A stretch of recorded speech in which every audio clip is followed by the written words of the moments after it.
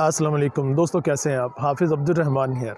मैं आपका शुक्रगुज़ार हूं कि आपने ये वीडियो देखने के लिए वक्त निकाला है और मैं अपने चैनल काउंसलिंग पिच पर आपको खुशामदीद कहता हूं। मौसम आज बड़ा खुशगवार है, चंद खुशगवार बातें आपके साथ हो जाएं। वंस अपॉन अ टाइम किसी ने पत्थर से पूछा कि पत्थर मियाँ तुम इतने गोल क्यों हो।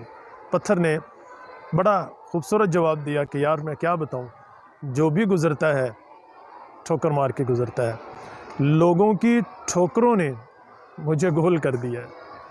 ज़िंदगी का फंडा भी कुछ ऐसा ही होता है, ज़िंदगी भी कुछ ऐसी ही होती है। ज़िंदगी में कितनी मर्तबा हमें ठोकरें पड़ रही होती हैं, लोगों के तानों की, उनकी बातों की, हमारा पल्लू खींचने की, हमारी टांगें खींचने की।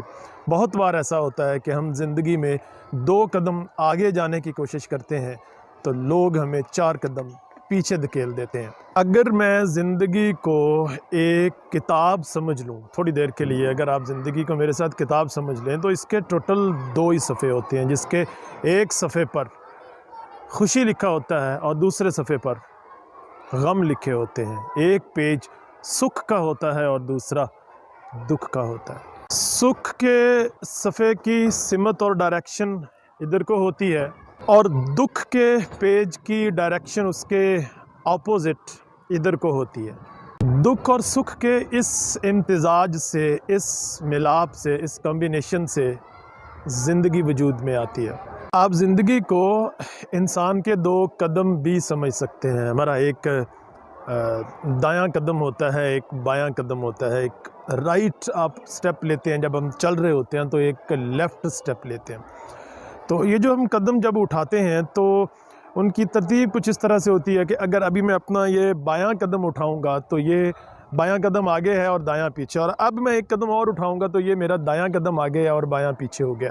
तो यूँ एक सीक्वेंस चलता रहता है। अब आप फ़र्ज़ कर लीजिए थोड़ी देर को कि जो दायां कदम है ज़िंदगी का ये खुशी का कदम है और जो बायां कदम है ज़िंदगी का ये दुख का कदम है, ये गम का कदम है।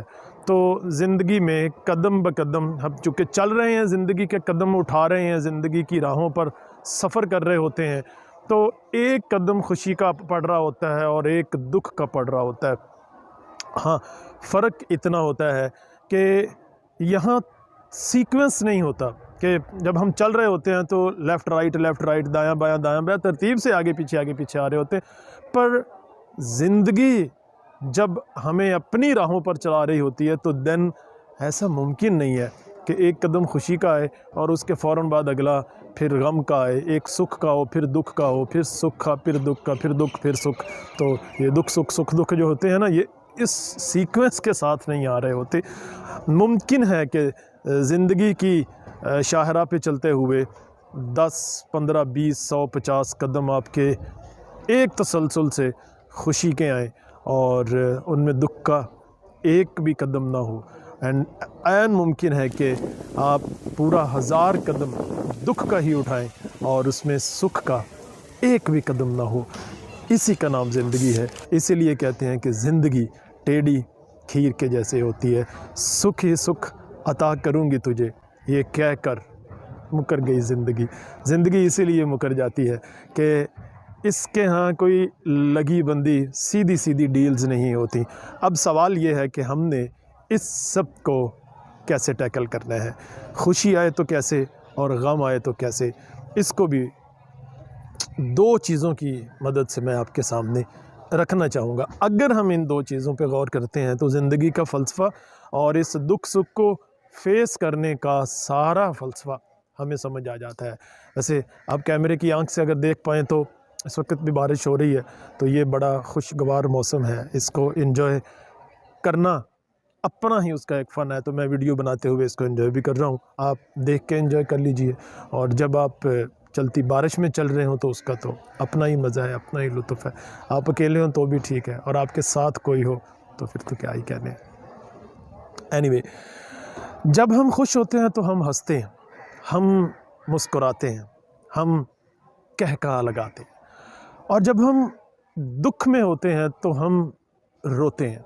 हमारी आहें और सिसकियाँ होती हैं, हमारी आँख से आंसू बहता है, जो हमारे दुख का पहला साइन होता है, जिससे हम अगले बंदे की आँख से बहता आंसू देख के फ़ौरन समझ जाते हैं बंदा किसी दुख में है, इसका दिल टूटा है या तोड़ दिया गया है। किसी भी वजह से हम रो रहे होते हैं, किसी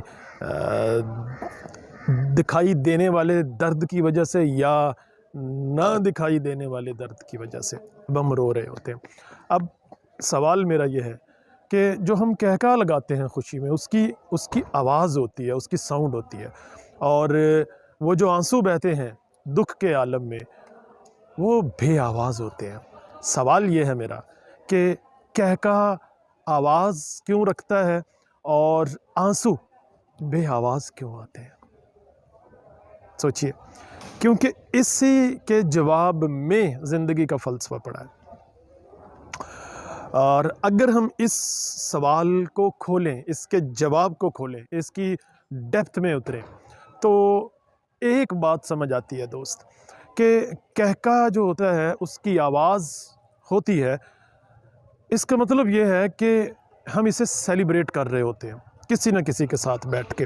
हम कहका कब लगाते हैं? जब हम किसी के साथ होते हैं, जब कोई हम दोस्तों के साथ बैठे होते हैं, जब हम फैमिली के साथ बैठे, जब किसी दोस्त के रूबरू होते हैं, तब हम कहका लगाते हैं। सेलिब्रेट करना जिसको कहते हैं। अकेले में आप मुस्कुरा सकते हैं, आप मुस्कुराते हैं, पर कहका लगाने के लिए कम से कम कोई एक और होना चाहिए जिसके साथ बैठ के आप कहका लगाएं, जिसके हाथ पे हाथ मार के आप कहका लगाते हैं, और जिसके साथ सेलिब्रेट करते हैं आप अपनी खुशी को। और जो दुख है उसमें जब हम आंसू बहाते हैं तो हमारी आंसुओं की आवाज़ नहीं होती।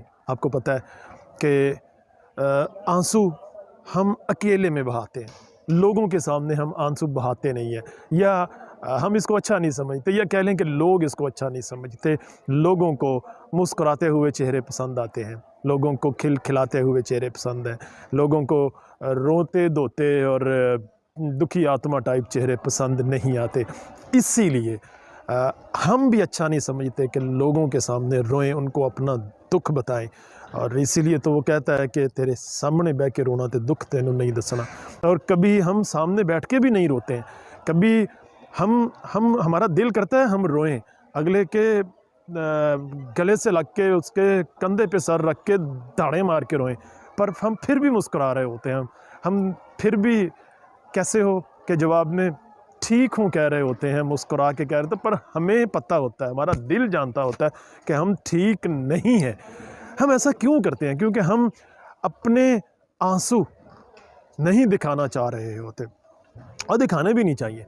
ये आंसू सिर्फ़ अपने रब के सामने बहाए जा सकते हैं, सिर्फ़ उसके हुजूर पेश किए जा सकते हैं, सजदे में गिर के, हाथ उठा के, दामन फैला के, जैसे आपको ठीक लगता है आप अपने आंसू बहा सकते हैं, पर लोगों के सामने नहीं। यही ज़िंदगी का फ़लसफ़ा है। आंसू सिर्फ़ खालिक के सामने और मुस्कुराहटें मखलूक में बांट दिया करें, ज़िंदगी आपकी सुखी हो जाएगी।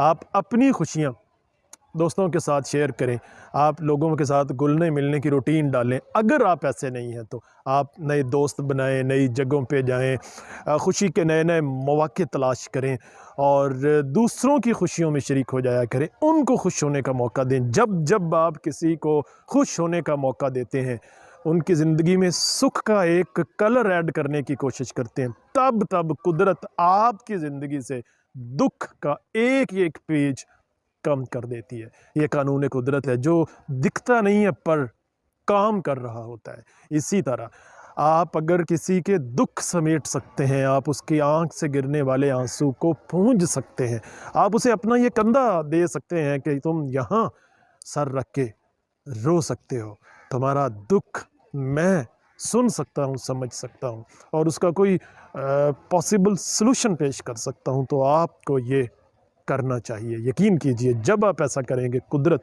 इसके इवज़ में आपको सुख देगी। यही ज़िंदगी का फ़लसफ़ा है। लोगों की ज़िंदगियों से दुख कम कीजिए, आपकी ज़िंदगी में सुख आना शुरू हो जाएंगे।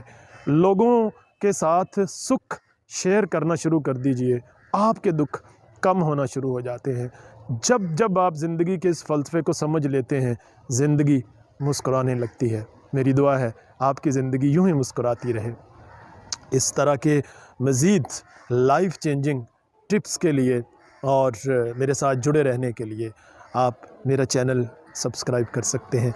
इस वीडियो पर अपनी कीमती राय का इजहार नीचे कमेंट्स में ज़रूर कर दीजिएगा। आपके कीमती वक्त का बेहद शुक्रिया।